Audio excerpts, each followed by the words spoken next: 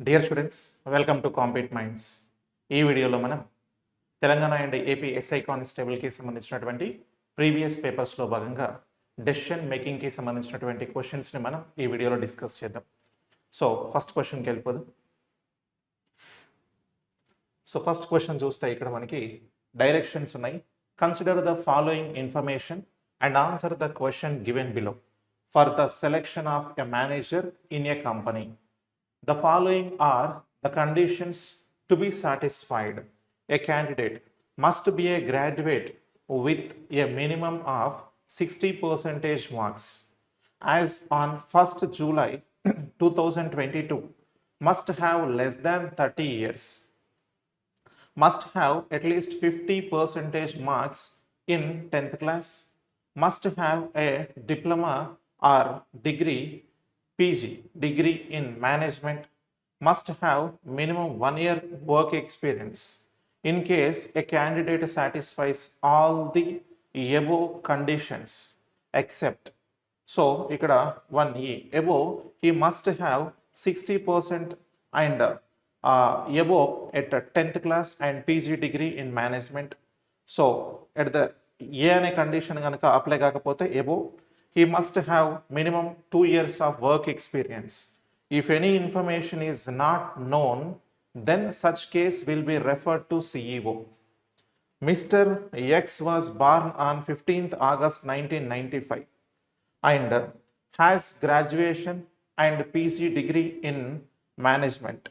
He has 1.5 year work experience during his academic career from 11th standard he got 75% marks, then Mr. X అంటున్నారు. So ఒక్కసారి ఇక్కడ చూద్దాం. మనకి ఒక కంపెనీలో మేనేజర్ని ఎన్నుకోవడానికి ఈ క్రింది నియమాలు తృప్తిపరచాలి అంటున్నాడు. అంటే ఒక కంపెనీలో మేనేజర్ని ఎన్నుకోవడానికి సంబంధించినటువంటి క్రైటీరియా. ఇప్పుడు నువ్వు డిసిషన్ మేకింగ్ చేయాలి, ఓకేనా? ఇక్కడ ఉన్నటువంటి సీన్ ఆఫ్ సిచ్యువేషన్ బట్టి డిసిషన్ ఎట్లా మేక్ చేస్తావు అనేది మనం డిస్కస్ చేస్తాం. సో ఒక అభ్యర్థి కనీసం 60% మార్కులతో పట్టభద్రుడై ఉండాలి అంటున్నాడు. వయస్సు జూలై 1, 2022 నాటికి 30 సంవత్సరాల లోపు ఉండాలి. 10వ తరగతిలో కనీసం 50% మార్కులు కలిగి ఉండాలి. మేనేజ్మెంట్లో డిప్లొమా ఆర్ పట్టభద్రుడు, సో డిగ్రీ ఆర్ పీజీ పట్టా కలిగి ఉండాలి. కనీసం 1 సంవత్సరం పనిలో అనుభవం ఉండాలి. సో ఇవి 5 క్రైటీరియాస్ అండి. అంటే ఒక కంపెనీలో మేనేజర్గా సెలెక్ట్ చేయడానికి ఒక పర్సన్కి ఉండాల్సినటువంటి క్రైటీరియాస్, అభ్యర్థికి ఉండాల్సినటువంటి నియమాలు ఏంటి, ఆయన ఏమేం ఫుల్ఫిల్ చేయాలి అని చెప్పేసానంటే ఇక్కడ ఉన్నటువంటి 5 ఫుల్ఫిల్ చేయాలి. అయితే కొన్నిసార్లు అందరికీ అన్నీ ఉండవు కదా, అంటే అందరికీ అన్ని అవకాశాలు ఉండవు కదా, ఉండకపోవచ్చు కదా. సో ఆ పర్టికులర్ సిచ్యువేషన్లో ఏం చేస్తారంటే ఒక అభ్యర్థి పైన చెప్పినవన్నీ తృప్తిపరచి, అంటే అన్నిటిని తృప్తిపరిచి ఏదైనా ఒకటి రెండింటిని డిస్మాటిల్ చేసిండు అనుకో, అంటే ఆయన తృప్తిపరచకపోతే, అంటే ఫస్ట్ వన్ ఈ, అంటే ఈ అనే కండిషన్ కనుక తృప్తిపరచకపోతే, అంటే ఈ అనే కండిషన్లో ఏముంది, 1 సంవత్సరం పనిలో అనుభవం అంటున్నాడు. అంటే 1 సంవత్సరం పనిలో తనకి అనుభవం లేకపోతే, అప్పుడు తృప్తిపరచకపోతే ఏం చేయాలి, 10వ తరగతిలో 60% లేక అంతకంటే ఎక్కువ మార్కులు మరియు మేనేజ్మెంట్ పీజీ పట్టా తప్పక ఉండాలి అంటున్నాడు. ఓకేనా, రైట్. ఒకవేళ ఆయనకి సంవత్సరం వర్క్ ఎక్స్పీరియన్స్ లేదనుకో, ఆయన 10th క్లాస్లో 60% లేదా అంతకంటే ఎక్కువ ఉండాలి. అలాగే మేనేజ్మెంట్ పీజీ పట్టా ఉండాలి. అంటే ఇక్కడ మనకి ఇన్ఫర్మేషన్లు ఏమి ఇచ్చిండు, డిప్లొమా గాని ఉండాలి, సో డిగ్రీ గాని ఉండాలి, పీజీ పట్టా కానీ ఉండాలి అని చెప్పిండు. ఒకవేళ కనుక ఆయనకి ఈ సంవత్సరం ఎక్స్పీరియన్స్ లేని ఎడల, ఒకవేళ సంవత్సరం ఎక్స్పీరియన్స్ లేకపోతే ఆయనకి పీజీ పట్టా ఉండాలి. ఓకేనా, పీజీ పట్టా ఉండాలి. లేదు సార్ సంవత్సరం ఎక్స్పీరియన్స్ ఉందంటే నీకు డిప్లొమా ఉన్నా ఏం కాదు, డిగ్రీ ఉన్నా ఏం కాదు అనే విషయాన్ని చెప్తున్నాడు అన్నట్టు. Okay, right. సో ఒకవేళ సెకండ్ వన్ దేని తృప్తిపరచకపోతే, ఏని తృప్తిపరచకపోతే, అంటే కనీసం 60% మార్కులతో పట్టభద్రుడై ఉండాలి అంటున్నాడు కదా. ఒకవేళ గనక పట్టభద్రుడై 60% మార్కులతో లేకపోతే అతనికి కనీసం 2 సంవత్సరాల పని అనుభవం ఉండాలి అంటున్నాడు. సో అట్లీస్ట్ 2 years ఎక్స్పీరియన్స్ అయినా ఉండాలి. సో ఈ రెండు మనకి కన్సెషన్స్ అన్నట్టు. అంటే ఈ ఐదిట్లలో 2 విషయాలలో కన్సెషన్ ఇచ్చిండ్రు. ఇప్పుడు ఒక అభ్యర్థి యొక్క ఏవైనా వివరాలు తెలియకపోతే అంటే నీకు ఇక్కడ మెన్షన్ చేసినటువంటి ఏ విషయమైనా నీకు తెలియకపోయిందనుకో ఆ అభ్యర్థికి సంబంధించి నువ్వేం చేయాలి ఇప్పుడు? అలాంటి అభ్యర్థన CEO సంప్రదింపునకు పంపబడుతుంది అంటున్నాడు. నీకు తెలియదు అనుకో, నువ్వు డిసిషన్ మేక్ చేయలేవు కదా. నీకు తెలియనప్పుడు ఇది కరెక్ట్ ఇది రాంగ్ అని మనం ఎస్టిమేషన్ చేయలేం కదా. అప్పుడు ఏం చేస్తాము అని అంటే సిఇఓకి పంపిస్తాం. సిఇఓకి పంపాలి అంటున్నాడు. మరి ఇప్పుడు క్వశ్చన్లో ఎవరి గురించి చెప్తున్నాడు? మిస్టర్ ఎక్స్ ఆగస్టు 15, 1995 పుట్టాడు అంటున్నాడు. సో 1995 పుట్టాడు. 95కి సో ఆగస్టు 15, 1995 అంటే 22 నాటికి ఆయనకి 30 సంవత్సరాల లోపు ఉంటాడా? మరి ఏజ్ క్రైటీరియా సెట్ అవుతుందా? ఫస్ట్ చూసుకోండి. ఓకేనా? ఏజ్ క్రైటీరియా 95కి సో 22కి ఆయనకి దగ్గరగా 27 సంవత్సరాలు వస్తాయి. ఓకేనా? అంటే 30 సంవత్సరాల లోపు ఉన్నాడు కాబట్టి ఈ క్రైటీరియా ఫిక్స్ అయింది. మరియు మేనేజ్మెంట్లో పట్టభద్రుడు. సో మేనేజ్మెంట్లో పట్టభద్రుడు అంటే డిగ్రీ ఉంది ఆయనకి. ఓకే. మరియు పీజీ పట్టా పొంది ఉన్నాడు అంటే పీజీ పట్టా కూడా ఉందంట. అతనికి 1.5 ఇయర్ సంవత్సరాల ఎక్స్పీరియన్స్ పని అనుభవం ఉంది అంటున్నాడు. సో ఆయనకి సంవత్సరం పని అనుభవం ఉండాలంటే సంవత్సరంన్నర ఉంది. మంచోడే. Okay okay right. So next ఆయన 11వ తరగతి నుండి అంటే ఇది 11th కదా, 11వ తరగతి నుండి అతని విద్యా గమనంలో 75% మార్కులు పొందాడు. అంటే తర్వాత ఆయనకి 10th తర్వాత నుంచి అంటే 11th నుంచి ఆయన సో 75% మార్కులు పొందుతున్నాడు. అంటే కనీసం 60% మార్కులతో పట్టభద్రుడై ఉండాలంటే ఉన్నాడు అన్నట్టే కదా. అంటే ఆఫ్టర్ 10th తర్వాత ఉన్నటువంటి దాంట్లో అంటే 11th నుంచి ఆయనకి 75% మార్కులు ఉన్నాయంట. సో 11th నుంచి 75% మార్కులు ఉన్నాయి. ఓకేనా? అప్పుడు మిస్టర్ ఎక్స్ని ఏం చేయాలి అంటున్నాడు. మరి మేనేజర్గా ఎన్నుకోవాలన్నా అంటే ఇక్కడున్న క్రైటీరియన్స్లో ఏమేం క్రైటీరియన్స్ ఫినిష్ అయినాయి?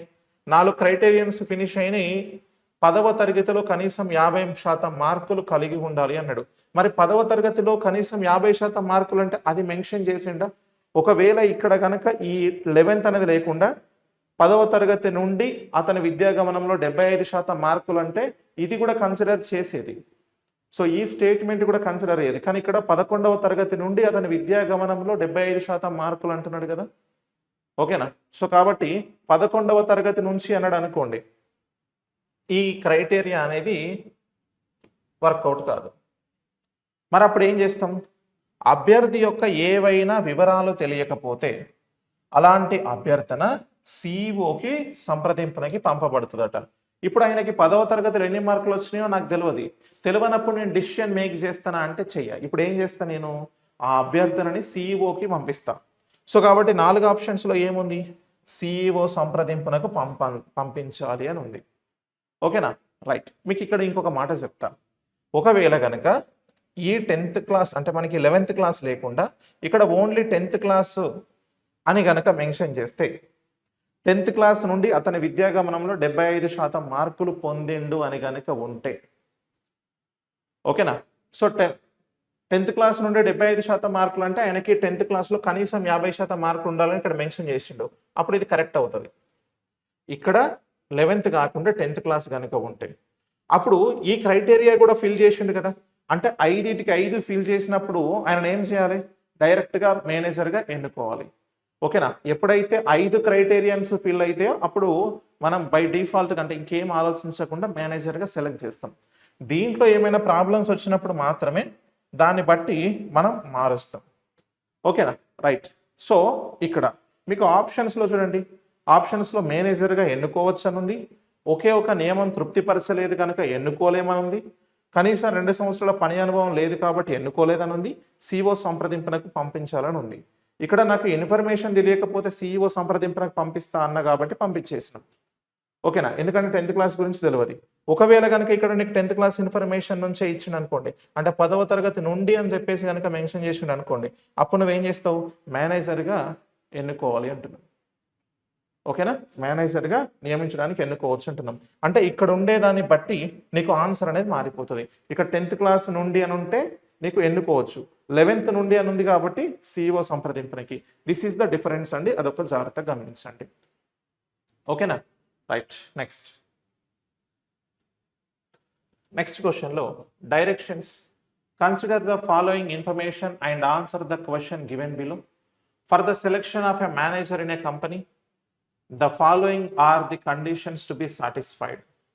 So a candidate must be a graduate with a minimum 60% marks, as on 1st July 2022 must have less than 30 years, must have at least 50% marks in 10th class, must have a diploma or degree or PG degree in management, must have minimum 1 year work experience. In case a candidate satisfy all the above conditions except E. So, E-లోని condition work out చేయకపోతే he must have 60% and above at 10th class and PG degree in management. So, if A condition not satisfied, he must have minimum 2 years of work experience.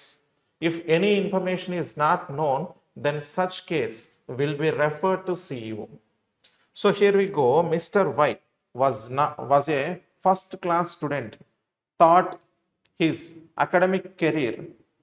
So ఇక్కడ throughout అని చెప్పేసి ఉంటుంది. Throughout his academic career and completed his 25th birthday on 2nd September 2017. So prior to applying for his post of manager, he worked as assistant manager from 1st July to 2018 to 3rd August 2019. He had a diploma in management from IIM, then Mr. Y అంటున్నారు. So ఒకసారి ఇక్కడ చూడండి, మనకి ఒక కంపెనీలో మేనేజర్ని ఎన్నుకోవడం కోసం కొన్ని నియమాలను మెన్షన్ చేసిండు. ఓకే, నియమాలలో కనీసం 60% మార్కులతో పట్టభద్రుడై ఉండాలి. వయసు జూలై 1, 2022 నాటికి 30 సంవత్సరాల లోపు ఉండాలి. సో 10వ తరగతిలో కనీసం 50% మార్కులు కలిగి ఉండాలి. మేనేజ్మెంట్లో డిప్లొమా లేదా డిగ్రీ ఆర్ పీజీ పట్టా ఉండాలి. కనీసం 1 సంవత్సరం వర్క్ ఎక్స్పీరియన్స్ ఉండాలి. ఇవన్నీ చెప్పినవన్నీ తృప్తిపరిచి, ఒకవేళ ఈ తృప్తిపరచకపోతే అంటే వర్క్ ఎక్స్పీరియన్స్ సంవత్సరం లేకపోతే 10వ తరగతిలో 60% లేదా అంతకంటే ఎక్కువ ఉండాలి. మేనేజ్మెంట్లో పీజీ పట్టా కూడా ఉండాలి అంటున్నాడు. నెక్స్ట్ తర్వాత సెకండ్ వన్, ఏని సంతృప్తి పరచకపోతే అంటే 60% నీకు పట్టభద్రుడి అయి ఉండకపోతే అంటే డిగ్రీలో నీకు 60% లేకపోతే అప్పుడు ఏం చేయాలి? కనీసం 2 సంవత్సరాల ఎక్స్పీరియన్స్ అన్న ఉండాలి, వర్క్ ఎక్స్పీరియన్స్. ఒక అభ్యర్థి యొక్క ఏవైనా వివరాలు తెలియకపోతే సిఇఓ సంప్రదింపునకి పంపించాలి. ఇప్పుడు మిస్టర్ వై అతని విద్యాగమనంలో ఎప్పుడు మొదటి తరగతి విద్యార్థిగా ఉండేవాడు. ఎప్పుడు ఫస్ట్ క్లాస్ విద్యార్థి అని అంటే వాడికి మినిమం 70% 75% మార్కులు వస్తున్నాయి అన్నట్టు. అంటే కనీసం 60%తో పట్టభద్రుడై ఉండాలంటే ఇది వర్కౌట్ అవుతుంది. ఎందుకంటే ఎప్పుడు ఫస్ట్ క్లాస్ విద్యార్థిగా ఉంటాడు కదా. రైట్. సెప్టెంబర్ 2, 2017 25వ పుట్టినరోజు పూర్తి చేసుకున్నాడు. సో ఇక్కడ మనకి 2022 నాటికి 30 సంవత్సరాల లోపు ఉండాలి అని చెప్తున్నాడు. సో ఆయన సెప్టెంబర్ 17కి అంటే ఇప్పుడు సెప్టెంబర్ 2, 2017కి ఆయన 25వ పుట్టినరోజుని పూర్తి చేసుకున్నాడు. అంటే తర్వాత 18, 19, 20, 21, 22. సో తర్వాత ఏమవుతుంది? 26 అవుతుంది. 27, 28, 29, 30 పూర్తి ఎప్పుడైతుంది? సెప్టెంబర్ 2కి పూర్తి అవుతుంది. సో కానీ జూలై 1, 2022కి పూర్తి అవుతుందా అంటే కాదు. అంటే 30 ఇయర్స్ లోపలనే ఉంటాడు ఆయన ఇంకా. ఓకేనా? సో ఇంకా 30 ఇయర్స్ లోపలనే ఆయనే ఉంటాడు. అయితే తర్వాత సో ఇప్పుడు నెక్స్ట్ ఏంటి? ఈ మేనేజర్ ఉద్యోగానికి అభ్యర్థించడానికి ముందు అతను ఉప మేనేజర్గా జూలై 1, 2018 నుండి ఆగస్టు 3, 2019 అంటే దగ్గరగా సంవత్సరానికి 1 నెల ఎక్కువగానే ఆయన వర్క్ చేసిండు. ఓకే, సో కాబట్టి 1 సంవత్సరం వర్క్ ఎక్స్పీరియన్స్ ఉంది ఆయనకి. ఓకే, నెక్స్ట్ ఐఐఎం నుండి అతనికి మేనేజ్మెంట్లో డిప్లొమా ఉంది. సో మేనేజ్మెంట్లో డిప్లొమా కూడా ఉందంట. ఓకేనా? రైట్. సో ఇప్పుడు ఆయన 10th క్లాస్ 10వ తరగతిలో కనీసం 50% మార్కులు కలిగి ఉండాలి అంటున్నాడు. చూడండి, అతని విద్యాగమనంలో ఎప్పుడు మొదటి తరగతి విద్యార్థిగానే ఉన్నాడు. అంటే ఎప్పుడు ఫస్ట్ క్లాస్ మార్కులు పొందిండు అని అంటే ఇది కూడా కరెక్టే. ఎస్, ఫస్ట్ క్లాస్ మార్కులు ఆయన పొందిండు కాబట్టి 10th క్లాస్లో కూడా ఆయనకి 50% మార్కులు ఈజీగా ఉంటాయి. ఎందుకంటే ఆయన ఫస్ట్ క్లాస్లోనే ఎప్పుడు పాస్ అయ్యిండు కదా. Okay, right. సో కాబట్టి ఇప్పుడు ఆయన 60% మార్క్స్తో ఇక్కడ ఉత్తీర్ణులైండ్రు. అండ్ తర్వాత ఇక్కడ మనకు సెకండ్ వన్ కూడా బర్త్డేది కన్ఫర్మ్ చేసిండు. సో ఇక్కడ 10th క్లాస్ కన్ఫర్మేషన్ అయింది, ఆయన ఎడ్యుకేషన్ క్వాలిఫికేషన్ కన్ఫర్మ్ అయింది, అండ్ ఇక్కడ ఎక్స్పీరియన్స్ కూడా కన్ఫర్మ్ అయింది. అన్ని క్రైటీరియన్స్ ఆల్మోస్ట్ ఆల్ ఫిల్ చేసిండు కదా. సో ఇప్పుడు మనకి అన్ని ఫిల్ చేసిండు కాబట్టి ఇప్పుడు మనకి ఏం చేస్తాం మరి, అన్నీ ఫిల్ చేసినప్పుడు ఆయన ఏం చేయాలి, మేనేజర్గా నియమించవచ్చు కదా. అన్నీ ఫిల్ చేసిండు కాబట్టి మేనేజర్గా నియమిస్తున్నాం. ఓకేనా. సో కాబట్టి first one is correct. Clear, right. Next క్వశ్చన్కి వెళ్దాం. Next directions for question number 3 to 7. Following are the eligibility criteria for becoming member of an exclusive club. So ఇక్కడ మనకి కొన్ని కండిషన్స్, ఎలిజిబిలిటీ క్రైటీరియాస్ ఉన్నాయి. First one, the applicant's annual income should be at least 5 lakhs. He should be able to pay one-time membership fee of rupees 1 lakh అంటున్నాడు. So the conditions given in 1, so 1 are both relaxed up to 50% for the former defense personnel, rupees 3 lakhs, and one-time raised membership fee to 70,000. So next one, for the children of existing members, the criterion of annual income is reduced to 3 lakhs and the one-time membership fee to 70,000. Judges working in courts presently are offered free membership and the stipulation of annual income is waived. So next, fifth one, irrespective of annual income, a national level sports personnel is eligible to be a member by paying 20,000 as membership fees. In each question, information is about individual is given. Based on that, you have to decide under which criterion or criteria the individual is eligible for membership. An individual can be eligible under more than one criteria. So you are not supposed to assume anything other than the information provided in each question. So study the above information carefully and answer 3 to 7 questions అని అంటున్నారు ఇక్కడ. So here we have the third question. So complete ఇదంతా కూడా మనకి data and ఇక్కడ మనకి question ఉంది, ఈ క్వశ్చన్కి ఆన్సర్ చేయాలి. Okay, Rakesh Varma is a working pilot in jet Airways with an annual income of 10 lakhs. He is ready to pay 50,000 for a one-time registration, one-time membership fees. His father is a retired Navy officer. Then Rakesh is అంటున్నాడు. So ఒక్కసారి ఇక్కడ తెలుగులో మనం చూద్దాం. 3 to 7 వరకు మనకి క్వశ్చన్స్ని మనం చేయాలి అని అంటే, ఒక ఉన్నత వర్గానికి చెందిన క్లబ్లో సభ్యత్వంనకు ఈ దిగువ నిబంధనలు ఇవ్వబడ్డాయి. దరఖాస్తుదారుని సాలీన ఆదాయం కనీసం 5 లక్షలు ఉండాలి. అతడు ఒకేసారి సభ్యత్వ రుసుముగా సభ్యత్వ రుసుముగా ₹1,00,000 చెల్లించగలగాలి. సాయుధ దళంలో ఇంతకు పూర్వం పనిచేసిన వారికి ఒకటిలో ఇచ్చిన నియమాలు 2 50% వరకు సడలించబడతాయి. అంటే ఈ ఫస్ట్ దాంట్లో ఇచ్చినటువంటి ఈ 2 కూడా సో ఇంతకు ముందు సాయుధ దళంలో పనిచేసిన వారికి అంటే డిఫెన్స్లో పనిచేసిన వారికి సో ఈ రెండిట్లలో 50% అనేది సడలించబడుతుందంట. ప్రస్తుతం సభ్యులుగా ఉన్న వారి పిల్లలకు సాలీన ఆదాయం నిబంధన 3 లక్షలకు కుదించబడుతుంది మరియు ఒకసారి కట్టే సభ్యత్వ రుసుము 70,000కు కుదించబడుతుంది. సో నెక్స్ట్, ప్రస్తుతం కోర్టులో పనిచేసే జడ్జిలకు ఏ రుసుము లేకుండా సభ్యత్వం ఇవ్వచూపుతారు మరియు సాలీన ఆదాయ నిబంధన పక్కన పెడతారు అంటున్నాడు. అంటే నీకు యాన్యువల్ ఇన్కమ్ ఎంత వస్తుంది అనే దాంతో సంబంధం లేకుండా ప్రస్తుతం కోర్టులో పనిచేస్తున్నటువంటి జడ్జిల కట్ట సభ్యత్వం ఇస్తారంట.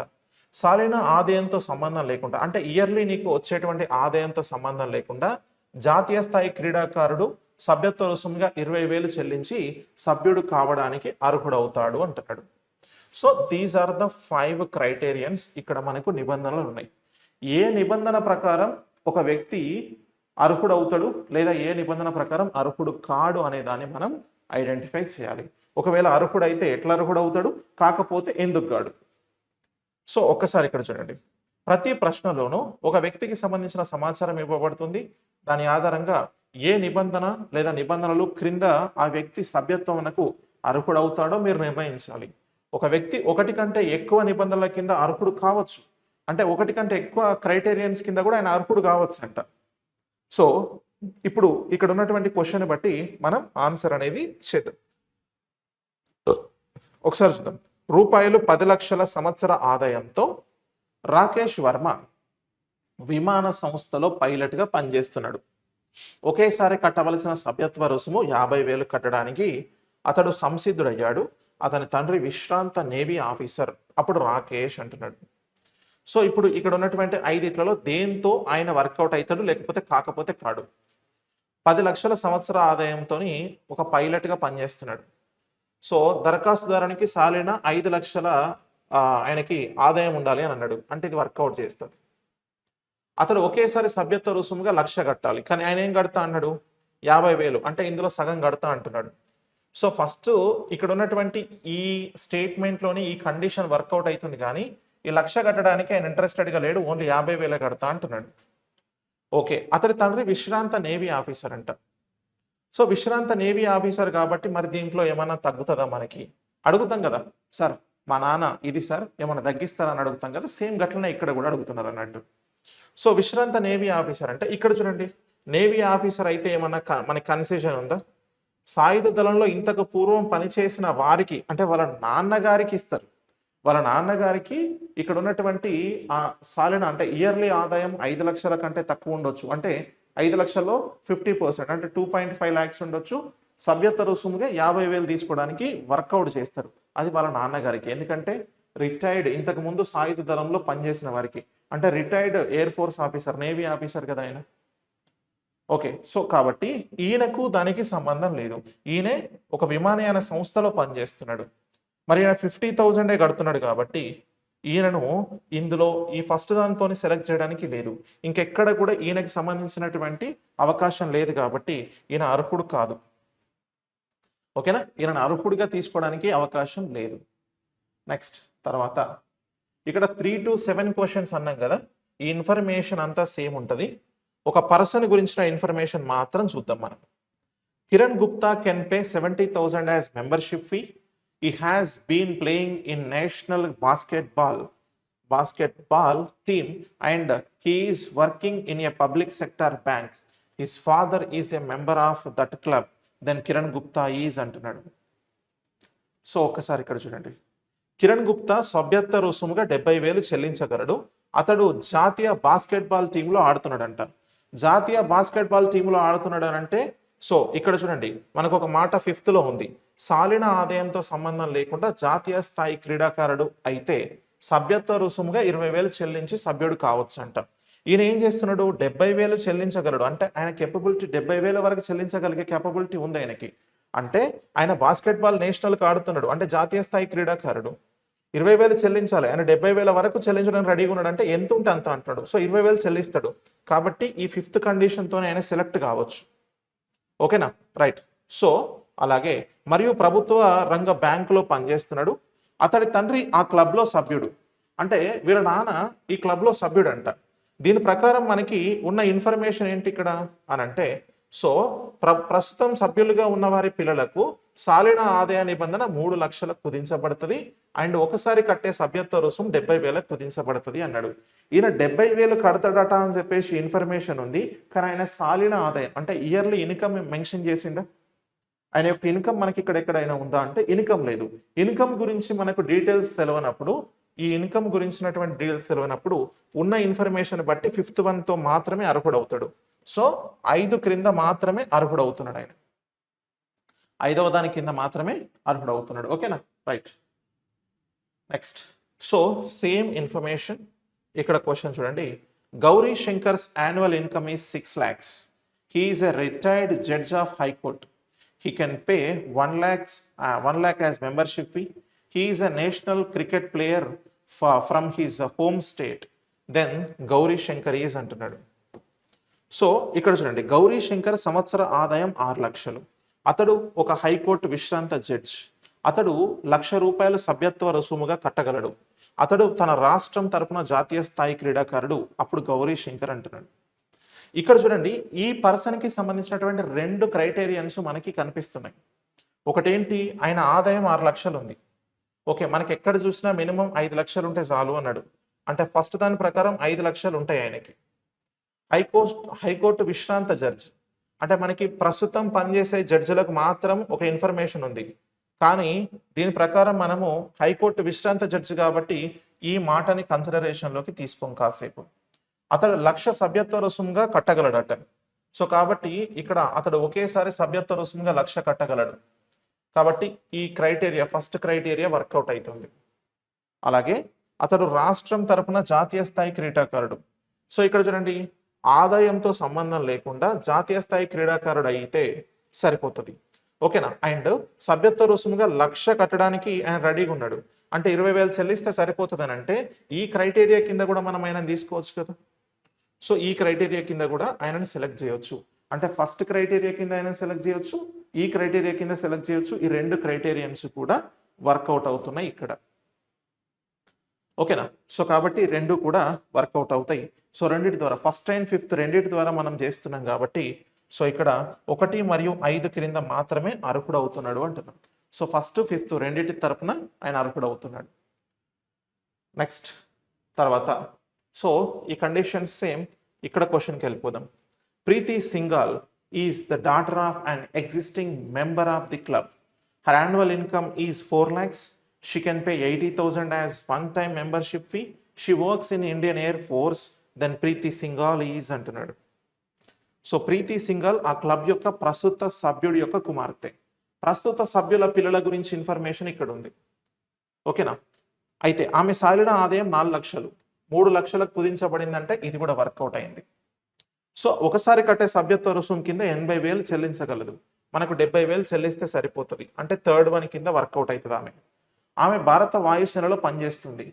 సో, ఇక్కడ సాయుధ దళంలో పనిచేస్తుంది అంటే భారత వాయుసేనలో పనిచేస్తుంది కాబట్టి ఇంకేదన్నా మనం ఎగ్జంప్షన్ కింద ఆమెను తీసుకోవచ్చా అని అంటే సో, ఇక్కడ ఫస్ట్ వన్ కింద మనకు లేదు. ఎందుకంటే 4 lakhs ఆమెది కాబట్టి 5 lakhs కింద వర్కౌట్ కాదు. నెక్స్ట్ సాయుధ దళంలో ఇంతకు పూర్వం పనిచేసిన వాళ్ళ గురించి చెప్తున్నాడు. అంటే ఏమి ఆల్రెడీ పనిచేస్తుంది. సో, కోర్టులో జడ్జిల గురించి లేదు, నేషనల్ ప్లేయర్ కాదు. అంటే ఇప్పుడు వర్కౌట్ అవుతున్నటువంటిది ఏంటి? ఓన్లీ థర్డ్ వన్తోనే వర్కౌట్ అవుతుంది.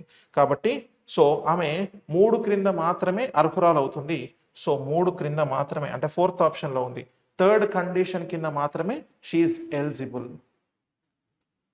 ఓకేనా? రైట్. సో, కాబట్టి fourth option is correct. Next తర్వాత so, here we have the same conditions and 7th question. Shobha Sharma works in a public sector bank. She is a player in national badminton team. Her father is a retired judge of a district court. Her annual income is 6 lakhs. She can pay 1 lakh towards one-time membership fee. Then Shobha Sharma is అంటున్నాడు.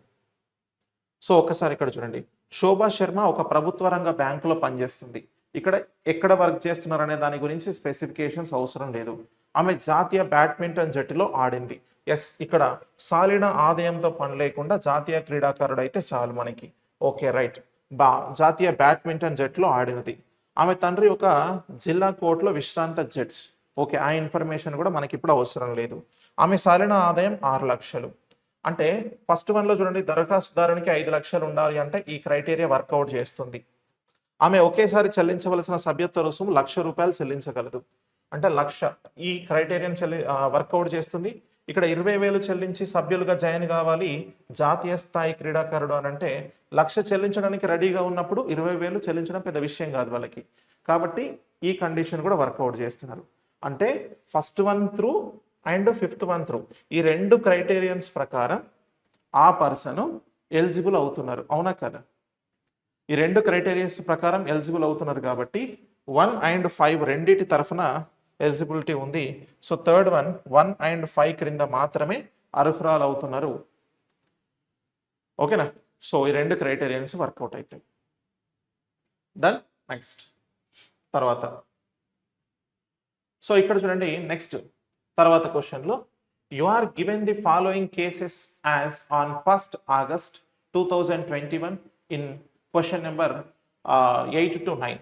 Give your decision based on the given information and do not assume anything.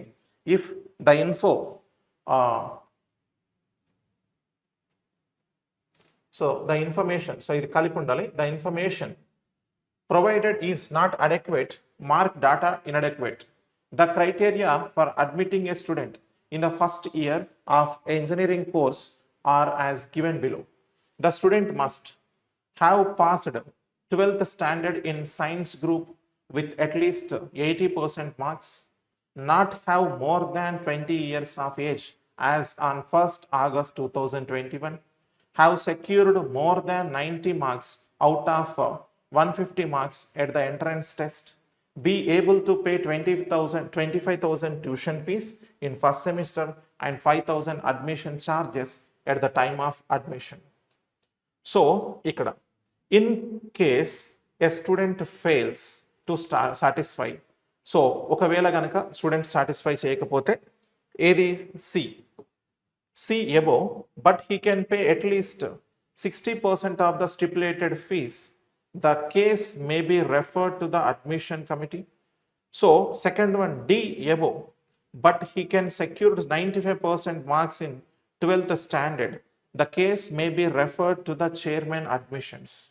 So here we have the question, student P born on 25th September 2001, so secured 85% and 65% in 12th standard in science stream and at the entrance test respectively.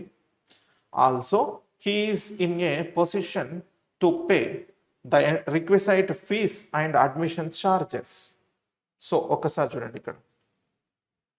So మనకి 8-9 ప్రశ్నలలో 2021 August 1 నాటికి క్రింది సందర్భాలు మీకు ఇవ్వబడ్డాయి అని అంటున్నాడు. So ఇచ్చిన సమాచారాన్ని ఆధారంగా చేసుకొని నిర్ణయాన్ని తెలపాలి. ఇచ్చిన సమాచారం తగినంత లేకపోతే సమాచారం సరిపడినంత లేదు అని గుర్తించాలి అంటున్నాడు. అంటే డాటా ఇన్అడెక్వేట్ అని అంటున్నాడు.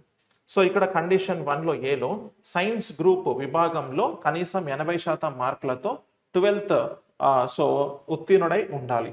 2021 ఆగస్టు 1వ తేదీ నాటికి 20 సంవత్సరాల వయస్సుకి మించి ఉండకూడదు అంటున్నాడు. ప్రవేశ పరీక్షలో 150కి గాను 90కి మించి మార్కులు తెచ్చుకొని ఉండాలి అంటున్నాడు. 1వ సెమిస్టర్లో బోధనా రుసుము 25,000 మరియు ప్రవేశ సమయంలో అడ్మిషన్ ఛార్జీలు 5,000 చెల్లించగలిగి ఉండాలి. సో ఒకవేళ ఒక విద్యార్థి పైన ఇచ్చిన సో అంటే ఈ సిని తృప్తిపరచనప్పుడు, అంటే ఈ 4 సి గనక ఆయన సాటిస్ఫై చేయకపోతే, ఒకవేళ గనక అన్నీ బాగానే ఉన్నాయి, ఈ సిలో ప్రవేశ పరీక్షలో 150కి గాను ఆయనకి 90 రాలేదనుకోండి, అప్పుడు సి తృప్తిపరచకపోతే ఏం చేయాలి? నిర్దేశించిన రుసుములలో కనీసం 60% కట్టగలిగితే, ఓకేనా? సో ఆ నిర్దేశించిన రుసుములలో 60% కట్టగలిగండి అనుకో, ఆ విషయాన్ని ప్రవేశ కమిటీకి నివేదిస్తారట. సో ఇప్పుడు సెకండ్ వన్, పైన ఇచ్చిన డి, ఈ డిని కనుక సాటిస్ఫై చేయకపోతే అప్పుడు ఏం చేయాలి? 12th ఆయనకి 95% మార్కులు వచ్చి ఉంటే ఆ విషయాన్ని చైర్మన్ ప్రవేశాలకు నివేదించాలి అంటున్నాడు. అంటే ఒకవేళ కనుక ఆయన డిని సాటిస్ఫై చేయకపోతే, అంటే బోధనా రుసుములో 25,000 కట్టకపోతే, లేదా అడ్మిషన్ ఛార్జీలు ఆయన పే చేయడానికి రెడీగా లేకపోతే, ఇలాంటి సందర్భాలలో ఏం చేయాలి అంటున్నాడు అని అంటే, సో మనకి ఆ విషయాన్ని చైర్మన్ అడ్మిషన్స్కి నివేదించాలి అంటున్నాడు. ఇప్పుడు ఒక విద్యార్థికి సంబంధించినటువంటి ఇన్ఫర్మేషన్ మనకి ఇచ్చిండు, దాని గురించి చూద్దాం. సో ఇక్కడ ఏమంటున్నాడు? పి అనే విద్యార్థి 25 సెప్టెంబర్ 2001 జన్మించిండు అంట. సో ఇక్కడ చూడండి, సెప్టెంబర్ 21, సో 2001. ఇప్పుడు మనకి ఏమన్నాడు? 2021 ఆగస్టు 1 తేదీ నాటికి 20 సంవత్సరాలు మించొద్దు అంటున్నాడు. సో ఇప్పుడు ఇక్కడ చూడండి, ఇది 2001, ఇది 2021. 2001కి 2021కి ఎన్ని సంవత్సరాలు అవుతాయి? 20 సంవత్సరాలు అవుతాయి. సెప్టెంబర్ 21కి వానికి నిండుతాయి. కానీ నువ్వు చెక్ చేసేది ఎప్పుడు? ఆగస్టు 1వ తేదీ వరకే చెక్ చేస్తున్నాం. అంటే వాడికి ఇంకొక నెల మీద 21 రోజులు వాడు ఇంకా మనకు బ్యాలెన్స్ ఉంటాడు కాబట్టి ఏజ్ వర్కౌట్ అవుతుంది. ఓకేనా? నెక్స్ట్ తర్వాత 12వ తరగతిలో సైన్స్ విభాగంలోను ప్రవేశ పరీక్షలోను వరుసగా 85% మరియు 65% మార్కులు తెచ్చుకున్నాడు అంటున్నాడు. సో ఇక్కడ చూడండి, మనకి 80% మార్కులు 12th కావాలి అన్నాడు, 85 ఉన్నాయి, ఓకే, ఇది వర్కౌట్ అయింది. సో ఎంట్రన్స్లో 65% మార్కులు కావాలి అంటున్నాడు. సో 150లో 65% మార్కులు అని అంటే మనకి 90+ మార్కులు ఉంటాయి, కాబట్టి ఇది కరెక్టే. అంతేగాక చెల్లించవలసిన ఫీజును మరియు అడ్మిషన్ ఛార్జీలను కట్టగలిగే స్థితిలో ఉన్నాడు అంటున్నాడు. సో చెల్లించవలసిన ఫీజు అంటే బోధనా రుసుములో 25,000 కట్టడానికి అండ్ తర్వాత అలాగే అతను అడ్మిషన్ ఛార్జీలు కట్టడానికి కూడా రెడీగా ఉన్నాడంట. సో రెడీగా ఉన్నాడు కాబట్టి సో ఇది కూడా క్రైటీరియన్ వర్కౌట్ చేస్తుంది. ఇప్పుడు 4 క్రైటీరియన్లు కూడా వర్కౌట్ చేస్తుంది కాబట్టి ఆయన ఏం చేసుకోవాలి? అడ్మిట్ చేసుకోవాలి. ఓకేనా? ఆయన 4ని కూడా ఇన్ఫర్మేషన్స్ని 4ని కూడా ఆయన ఫుల్ఫిల్ చేసిండు. 4ని ఫుల్ఫిల్ చేసినప్పుడు ఏం చేస్తాం? అడ్మిట్ చేసుకుంటాం. ఏ ఒక్క ఇన్ఫర్మేషన్ లేకపోయినప్పుడు ఏం చేస్తామనంటే డాటా సరిపోదని చెప్తావు. కానీ ఇప్పుడు ఉన్న ఇన్ఫర్మేషన్ ప్రకారం నువ్వు ఆయనను జాయిన్ చేసుకుంటే సరిపోతుంది. Next so same information. So ఇంకొక question, student Q born on 20th July 2000 secured 85% and 75% at 12th standard with science stream and at the entrance test respectively. Also Q can pay the requisite tuition fees and admission charges అని అంటున్నాడు. So ఒక్కసారి ఇక్కడ చూడండి, మనకు ఉన్న ఇన్ఫర్మేషన్లో విద్యార్థి queue July 20, 2000 సంవత్సరంలో జన్మించిండంట. So 2000 సంవత్సరంకి ఏమవుతుంది ఆయనకి? 2000 సంవత్సరం జూలైలో అంటే 2021 అంటే 20 సంవత్సరాలు దాటిపోతాడు. 20 సంవత్సరాలు దాటిపోతున్నాడు. ఇక్కడతోని మనకి 20 సంవత్సరాలు దాటిపోతున్నాడు కాబట్టి మనం ఏం చేస్తాం? బికి సంబంధించినటువంటి ఏదన్నా కండిషన్ ఉందా ఇక్కడ మరి మనకు? సో బికి సంబంధించినటువంటి కండిషన్ ఇక్కడ ఉందా? స్పెషల్ కండిషన్ లేదు. ఓకేనా? రైట్. సో స్పెషల్ కండిషన్ లేదు కాబట్టి తర్వాత నెక్స్ట్ ఇది ఒకటి పోయింది. 12th సైన్స్ విభాగంలో ఓకే ప్రవేశ పరీక్షలలో 85%, 75% వరుసగా సాధించిండు. ఓకే ఇది వర్కౌట్ చేస్తుంది, ఇది కూడా వర్కౌట్ చేస్తుంది. అవసరమైన ఫీజు అడ్మిషన్ ఛార్జీలు చెల్లించే స్థితిలో క్యూ ఉన్నాడట. అంటే ఇది చెల్లించే స్టేజ్లో ఉన్నాడు. కానీ ఈ ఇన్ఫర్మేషన్ లేదు మనకి. ఇన్ఫర్మేషన్ లేదు కాబట్టి ఇక్కడ నేను ఏం చేస్తా? సో మనకి ఆ ఇన్ఫర్మేషన్ ప్రాపర్గా అంటే సో అక్కడ జన్మించిండు ఆయనే ఎర్లీగా జన్మించిండు అంటే 20 సంవత్సరాలకి మించి ఉంటాడు. అప్పుడు సో అధ్యక్షునికి పంపిస్తావా? అడ్మిట్ చేసుకోవాలన్నా చేసుకోవద్దు. సో అంటే అడ్మిట్ చేసుకోవాలంటే కాదు, అడ్మిట్ చేసుకోకూడదు అని అంటున్నాడు. సో అడ్మిట్ చేసుకోకూడదు అండ్ సరిపడనంత ఇన్ఫర్మేషన్ లేదు అని చెప్పేసి అని అంటున్నాడు. ఇప్పుడు మనకు ఉన్నటువంటి ఇన్ఫర్మేషన్ ప్రకారం ఏం చేయాలి మనం? సో ఇది ఒక్కటి లేదు కాబట్టి ఇప్పుడు డైరెక్ట్గా అడ్మిట్ చేసుకోకూడదు అని చెప్పేసి ఆన్సర్ పెడతాం. సమాచారం సరిపడినంత లేదు అంటే సమాచారము ఇక్కడ మనకి ఇంకేమైనా ఎక్స్ట్రా ఇన్ఫర్మేషన్ కావాలన్నా అంటే బికి సంబంధించినటువంటి కన్సెషన్ మనకి ఏం లేదు. సో కాబట్టి అడ్మిట్ చేసుకోవద్దు. బికి సంబంధించినటువంటి ప్రాపర్ ఇన్ఫర్మేషన్ లేదు కాబట్టి నాట్ అడ్మిటెడ్ అని అంటాం. సో కాబట్టి నెక్స్ట్ తర్వాత directions and question number 10 and 11. Read the following information carefully and answer the questions అంటున్నాడు. సో ఇక్కడ ఏం చెప్తున్నాడు అంటే a health club gives 50% concession in there subscription to whose belong to any one of the following categories. So ఇక్కడ చూడండి మనకేం చెప్తున్నాడు? Children of age between 5 and 12 years from low income group. So females up to 25 years of age who represent in games and sports at national level, senior citizens of age above 60 years, physically challenged persons. The candidate will be referred to the secretary if he or she does not belong to any of the above categories but donated blood once in a year.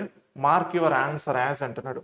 ఇక్కడ 10th క్వశ్చన్లో Anthony who is about to complete 60 years donates blood once in a year. So ఇక్కడ ఆప్షన్స్లో ఏది work out అవుతుంది అని అడుగుతున్నారు. So ఒకసారి ఇక్కడ చూడండి మనకి ఆ సూచన ఏం చేసిందంటే 10 to 11 క్వశ్చన్స్కి సంబంధించి క్రింది వర్గాలలో ఏ ఒక్క దానికైనా చెందిన వారికి ఒక హెల్త్ క్లబ్ దాని చందాలో 50% రాయితీగా ఇస్తుంది అంట. సో ఫస్ట్ వన్ ఏంటి? అల్పాదాయ వర్గానికి చెందిన వారి పిల్లలై ఉండి 5 మరియు 12 సంవత్సరాల మధ్య వయసు గల వారికి. అంటే సో ఇక్కడ ఒక హెల్త్ క్లబ్ దాని చందాలో అంటే ఫర్ ఎగ్జాంపుల్ హెల్త్ ఇన్సూరెన్స్ అనుకోండి, ఒక హెల్త్ ఇన్సూరెన్స్ దానికి సంబంధించి హెల్త్ క్లబ్. సో దాంట్లో నీకు 50% రాయితీ ఇస్తుంది. ఎట్లా రాయితీ ఇస్తుంది? కొన్ని కండిషన్స్ వర్కౌట్ చేస్తే నీకు రాయితీ అనేది ఇస్తుంది. ఆ కండిషన్స్ ఏమైతున్నాయి ఇక్కడ? అల్పాదాయ వర్గానికి చెందిన వారి పిల్లలై ఉండాలి అంటే లోవర్ ఇన్కమ్ ఉండాలి మీకు. అండ్ వాళ్ళ పిల్లలు 5 to 12 years మధ్యలో ఉన్నవారైతే వాళ్ళకి ఆ హెల్త్ ఆ బెనిఫిట్లో 50% రాయితీ ఇస్తుంది.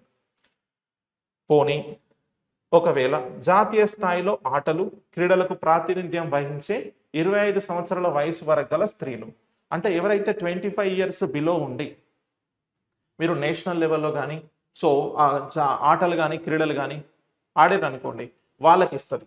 60 సంవత్సరాలు పైబడిన వయోవృద్ధులకు ఇస్తారు, వికలాంగులకు కూడా ఇస్తారంట. పైన ఉన్న వర్గాలలో దేనికి చెందకపోయినా, ఒకవేళ నీకు ఈ దేనికి నువ్వు ఎలిజిబుల్ కాదు, దేనికి నువ్వు ఎలిజిబుల్ కాదు, ఒకవేళ కాకపోతే అతడు లేదా ఆమె, సో ఒకవేళ ఆ పర్సన్ ఏమై ఉండాలి, సంవత్సరానికి ఒకసారి రక్తదానం చేస్తే ఆ అభ్యర్థిని కార్యదర్శి దృష్టికి తెస్తారట. నువ్వు అన్నిటినీ సాటిస్ఫై చేయలే అంటే అన్నిట్లలో మనకి ఏదైనా ఒక దానికి నువ్వు ఉండాలి, కానీ ఏది కూడా నీకు వర్కౌట్ కావాలి.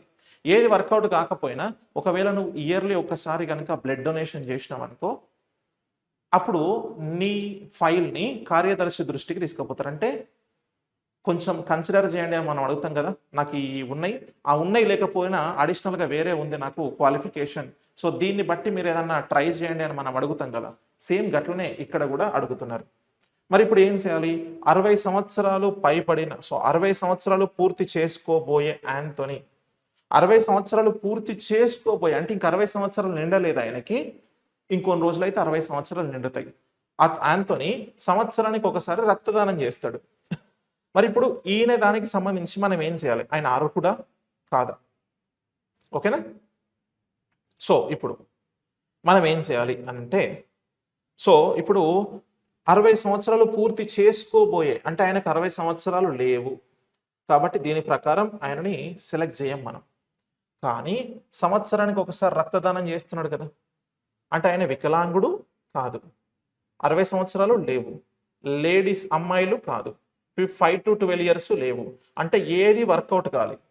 ఏది వర్కౌట్ కాకపోయినా సంవత్సరానికి ఒకసారి రక్తదానం చేస్తాడు. సంవత్సరానికి ఒకసారి రక్తదానం చేస్తాడు అని అంటే ఏం చేస్తాం, అప్పుడు కార్యదర్శి దృష్టికి తీసుకుపోవాలి కదా. కాబట్టి అభ్యర్థిని కార్యదర్శి దృష్టికి తెస్తే, సో కార్యదర్శి దృష్టికి తెస్తే 2 అని ఆన్సర్ చేయాలి అంటున్నాడు. సో సెకండ్ ఆప్షన్ ఆన్సర్ పెట్టేస్తాం, అయిపోతుంది. రైట్, నెక్స్ట్ తర్వాత సో సేమ్ ఇన్ఫర్మేషన్. ఇప్పుడు ఇక్కడ question, Anita is a national player in table tennis. So Anita is a national player in table tennis అంట. ఇప్పుడు దీనికి సంబంధించినటువంటి ఆన్సర్ మనం చేయాలి. సో డాటా సేమ్, మళ్ళీ డాటా సేమ్, క్వశ్చన్ మాత్రం డిఫరెంట్. ఏమంటున్నాడు, టేబుల్ టెన్నిస్ ఆటలో అనిత ఒక జాతీయ క్రీడాకారిణి అంటున్నాడు. సో ఇక్కడ మనకి ఫస్ట్ కండిషన్ వర్కౌట్ కాదు, జాతీయ స్థాయిలో క్రీడాకారిణి, క్రీడలకు వహిస్తుంది, అయితే 25 సంవత్సరాల వయస్సు లోపు ఉండాలి అన్నాడు. మరి ఆమె ఏజ్ గురించి మెన్షన్ చేసిండా, అనిత యొక్క ఏజ్ గురించి మెన్షన్ చేయలే, అంటే ఏజ్ విషయంలో క్వశ్చన్ మార్క్. 60 సంవత్సరాలు కాదు, వికలాంగులు కూడా కాదు.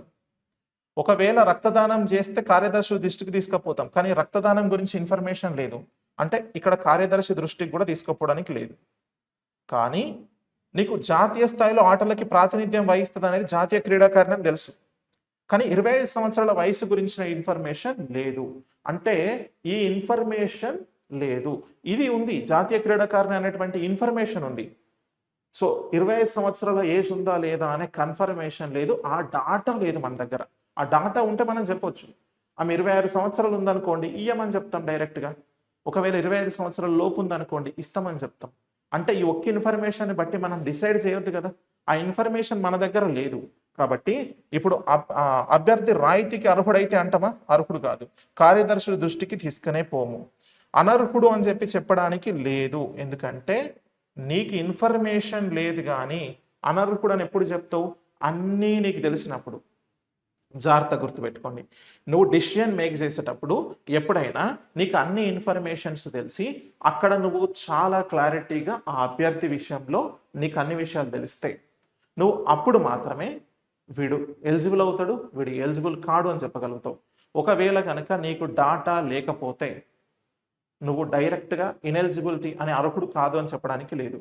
మీరు చూడండి ఎప్పుడైనా మనకు జాబ్ వచ్చినప్పుడు కూడా మన దగ్గర సర్టిఫికేట్లు వాళ్ళు అనుకున్నటువంటి సర్టిఫికేట్ క్రైటీరియాస్‌లో మనము ఏదో ఒక సర్టిఫికేట్ లేకపోతే సర్టిఫికేట్ వెరిఫికేషన్‌లో దాని దగ్గర క్వెషన్ మార్క్ పెట్టి నీకు 3 రోజులు టైం ఇస్తున్నాం, 2 రోజులు టైం ఇస్తున్నాము, లేకపోతే ఒక గడువు అనేది ఒక టైం మెన్షన్ చేసి ఆ టైంలో ఎందుకంటే నీ గురించి నాకు ఇన్ఫర్మేషన్ తెలవదు.